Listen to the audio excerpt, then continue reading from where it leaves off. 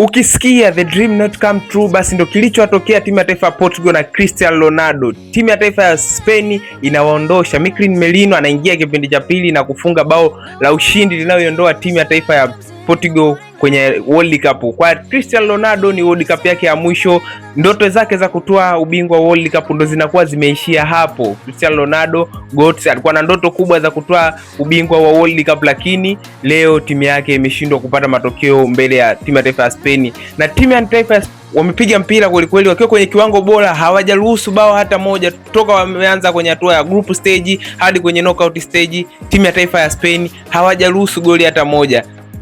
Wakiwa kwenye kiwango bora wanaondosha timu ya taifa ya Portugal. Cristiano Ronaldo analia, anatoa machozi. Ndoto yake ya kushinda World Cup inaishia hapo.